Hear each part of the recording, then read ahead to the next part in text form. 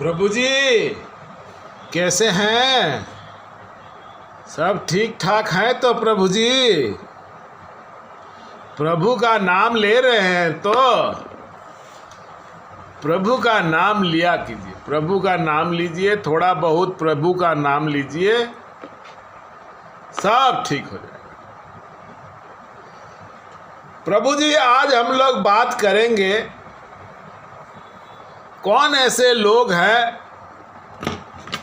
जो कंप्लीट रूप से आध्यात्मिक क्रिया में चलने लगते हैं। हर इंसान आध्यात्मिक क्रिया में लगातार आध्यात्मिक क्रिया में नहीं चल सकता। आप देखे होंगे कुछ दिन पूजा करने के बाद मन नहीं लगता है, कुछ दिन ध्यान करने के बाद मन नहीं लगता है। हाँ, मेरे कमेंट बॉक्स में कुछ लोग आते हैं, कुछ दिन बातचीत करते हैं, फिर अपना बंद कर देते हैं, उन्हें अच्छा लगता ही नहीं।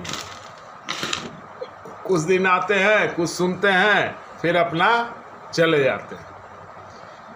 कौन ऐसे इंसान हैं जो लगातार आध्यात्मिक क्रिया करते हैं, वो छोड़ते नहीं, वो उनका दिनचर्या है, उसके बिना वो जी नहीं सकते।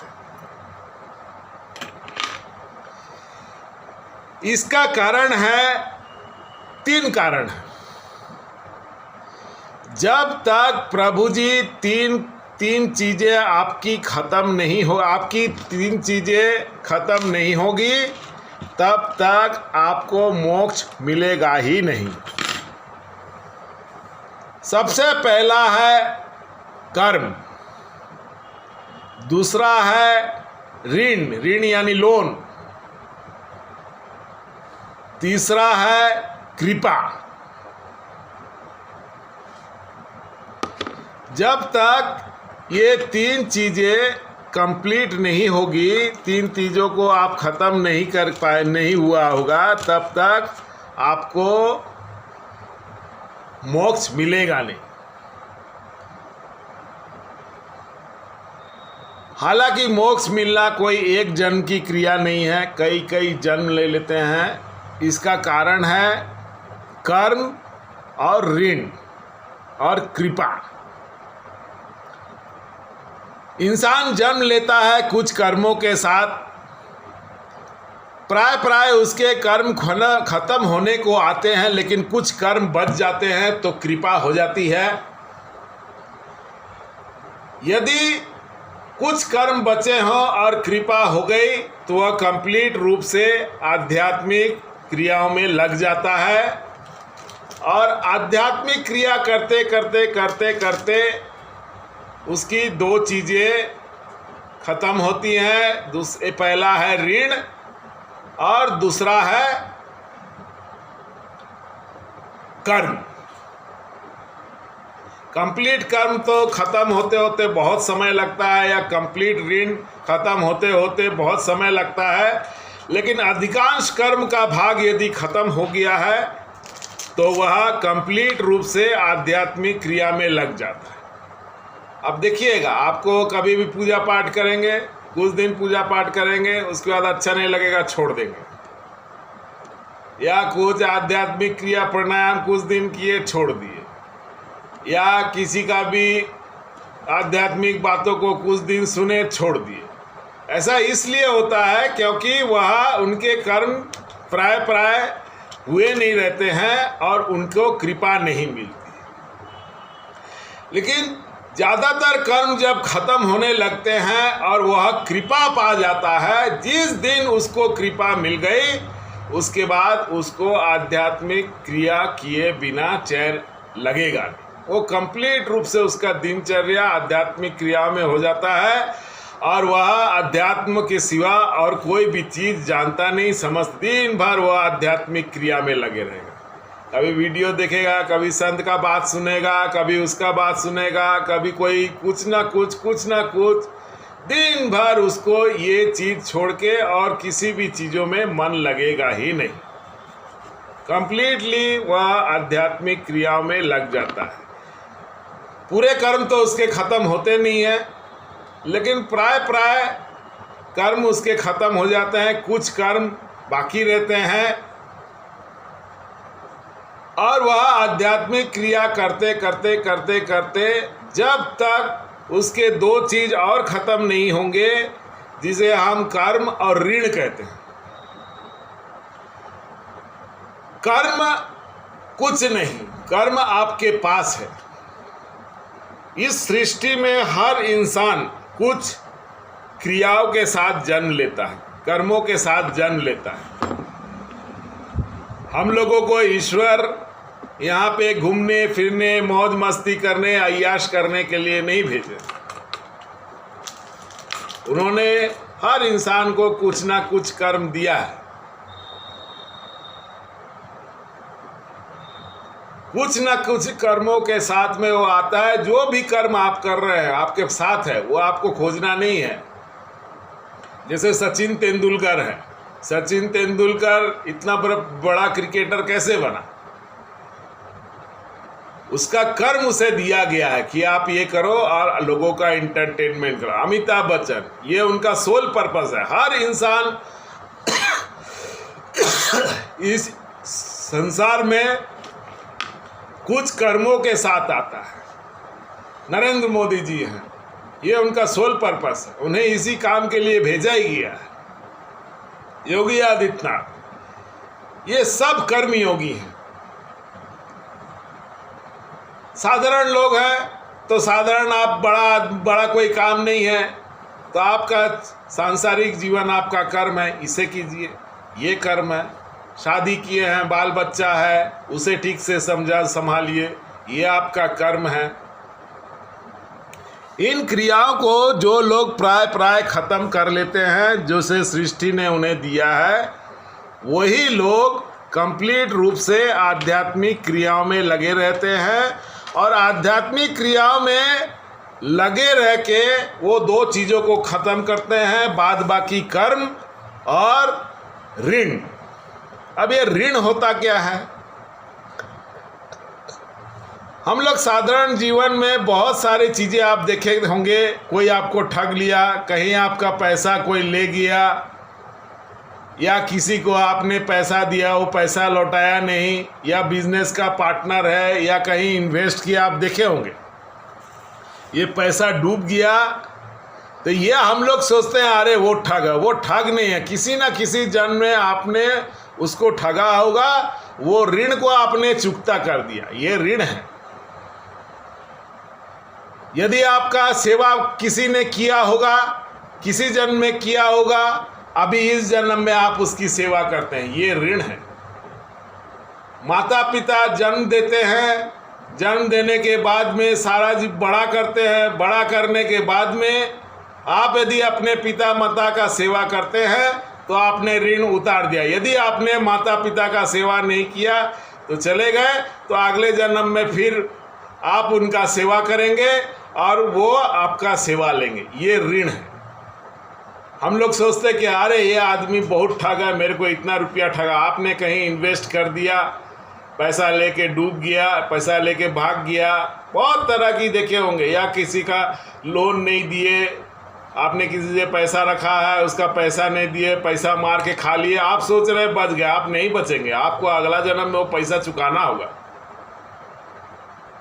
ये सब चीज़ें जब तक आपकी खत्म नहीं होगी तब तक आप आध्यात्मिक क्रियाओं में लगे रहेंगे। और ऐसे करते करते करते करते सारी चीज़ें खत्म होती है, उसके बाद ही साधक ईश्वर तत्व में विलीन होता है। आप देखे होंगे रामकृष्ण परमहंस जी को ब्लड कैंसर हुआ था। क्यों हुआ था? इतने बड़े संत, इतने दिव्य संत, माँ काली के दर्शन करते हैं, उनके कोई ना कोई जन्म का कर्म बाकी था, वो इस जन्म में पूरा हुआ होगा। आपको कर्मों का फल मिलना ही मिलना है। आप चाहे लाख भगवान का भक्ति कीजिए, आप कितना भी बड़ा आध्यात्मिक इंसान बन जाएगा, आप कितना भी बड़े आध्यात्मिक इंसान माने आध्यात्मिक गुरु क्यों ना बन जाए, योगी क्यों ना बन जाए, जब तक आपके कर्म पूरे नहीं होंगे और आपको कर्मों का फल पूरा भोगना ही होगा। पूरे पूरे कर्मों का फल हर इंसान को भोगना ही पड़ता है। आप स्वामी विवेकानंद को देख लीजिए,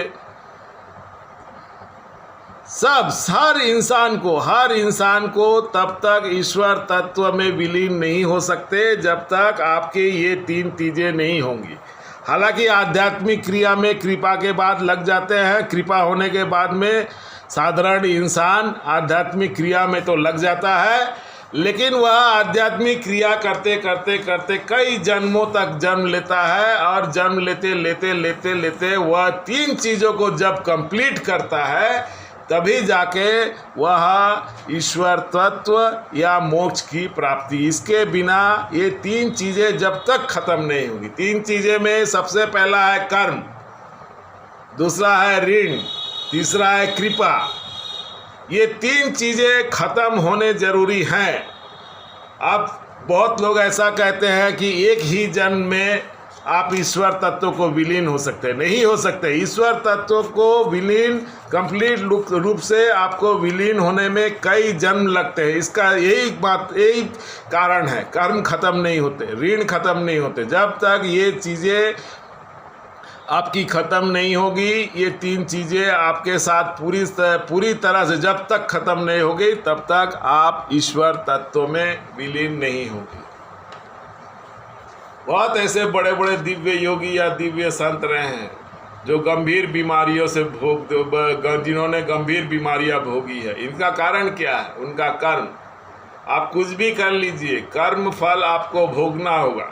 जितने भी आपके ऋण हैं इसको खत्म करना होगा, और यह कृपा के बाद शुरू हो जाता है। कृपा के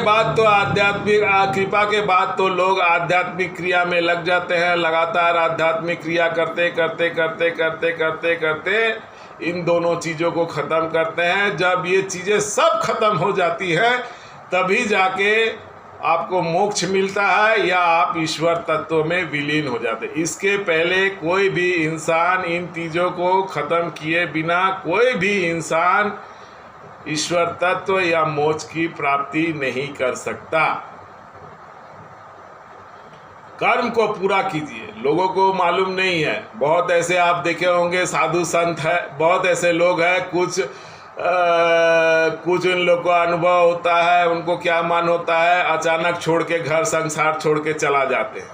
इन लोगों को कुछ नहीं मिलता, क्योंकि आपने शादी ब्याह की, बाल बच्चों बीवी को छोड़ के चला गया। आपने तो कर्म पूरा किया नहीं, चले गए, आप मोक्ष प्राप्ति नहीं कर सकते। आप देखिएगा, आप चला जाइए हिमालय की पहाड़ी में, वृंदावन में या मथुरा में या फिर हरिद्वार में, हजारों के संख्या में ऐसे लोग हैं, सब घर बार त्याग करके चले गए, और आध्यात्मिक ज्ञान तो हुआ नहीं, उल्टा कुकर, कोई ताबीज बेच रहा है, कोई माला बेच रहा है, कोई किसी माँ का कितने तरह के फ्रॉड करते हैं। ये कैसे करते हैं?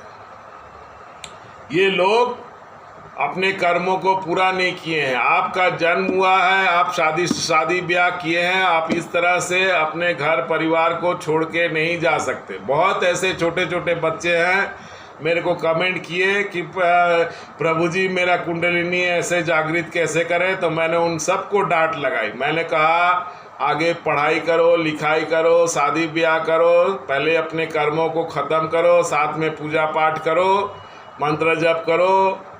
आप इन सब क्रियाओं को लगातार करते रहोगे, करते करते करते करते आपके ऊपर कृपा हो जाएगी, आपकी कुंडलिनी जागृत हो जाएगी, और अपने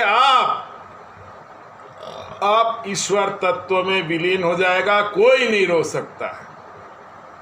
लेकिन इन क्रियाओं में काफ़ी समय लगता है, कई जन्म लगता है। कुछ लोग मैंने कुछ लड़कों को देखा है, उनके पिताजी माताजी ने उन्हें पढ़ने के लिए, एक लड़का तो था इंजीनियरिंग कॉलेज में पढ़ता है, वो सब चीज़ छोड़ के ये सब में लगा हुआ है। मैंने उसे डांट लगाया, मैंने बोला कि प्रभु जी आप ये सब कर रहे हैं, आपको मालूम है क्या हो रहा है, क्या कर रहे हैं? आपको 2 वक्त का खाना नहीं मिलेगा। आप यदि स्टूडेंट हैं, ठीक से पढ़ाई लिखाई कीजिए, सही इंसान बनिए, सही नौकरी कीजिए, साथ में आध्यात्मिक क्रिया कीजिए, आपकी कुंडलिनी जागृत हो जाएगी, आप मोक्ष प्राप्ति के रास्ते में अपने आप चले जाएंगे। इतना आसान नहीं है ईश्वर तत्व में विलीन होना, इतना आसान नहीं है कुंडलिनी जागृत करना। ये चीज़ें स्वयं अपने आप होती हैं। आपको ये 3 चीज़ों को ख़त्म करना होगा। जब तक आप ये 3 चीज़ें ख़त्म नहीं करेंगे तब तक आप ईश्वर तत्व में विलीन नहीं होंगे, आप आध्यात्मिक क्रियाओं में पूरी तरह से नहीं लगेंगे। बहुत ऐसे लोग हैं, आते हैं, कुछ देर सुनते हैं, फिर चले जाते हैं, उनको मन नहीं लगता। क्यों नहीं मन लगता? उनका कर्म अभी बाकी है। कर्म करो, आपका घर संसार है, उसे ठीक से संभालो, बाल बच्चे हैं, सब चीज़ है। इस तरह से सब चीज छोड़ छाड़ के त्याग करके संन्यास लेने की मत सोचो। स्पेशली महिलाओं का बहुत शोषण होता है। आप लोग को लगता है स्पिरिचुअल फील्ड में सब अच्छे लोग हैं, ऐसा नहीं है। स्पिरिचुअल फील्ड में भी बहुत तरह के लोग हैं, बहुत कर्म करते हैं। आप देखिए आश्रमों में सुनते होंगे महिलाओं के साथ में क्या क्या होता है। इस तरह से घर संसार छोड़ के घर मत त्याग कीजिए। गृहस्थ जीवन में सांसारिक जीवन को सही से कीजिए, साथ में आपका आध्यात्मिक क्रिया कीजिए। कुंडलिनी जागृत होगी और कुंडलिनी ही आपको सही रास्ता दिखा के मोक्ष की ओर ले जाएगी। आशा करता हूँ प्रभु जी मैंने अपनी बातों को आपको ठीक से समझा दिया। प्रभु जी आप लोग मेरा चैनल को सब्सक्राइब नहीं करते हैं, कमेंट कर देते हैं, सब्सक्राइब नहीं करते हैं, लाइक नहीं करते हैं, शेयर नहीं करते हैं, कमेंट नहीं करते हैं। प्रभु जी आप लोग इस तरह नहीं करेंगे तो मेरा जो वीडियो है ज़्यादा लोगों तक पहुँचेगा नहीं, मैं अपनी बातों को ज़्यादा लोगों तक पहुंचा नहीं पाऊंगा। आप लोग मेरे चैनल को सब्सक्राइब कीजिए, लाइक कीजिए, शेयर कीजिए, नहीं तो ये बातें पहुंचेंगी नहीं, ये बातें लोगों को जानकारी में है नहीं। प्रभु जी मैं सिर्फ आप ही लोग के लिए आता हूं।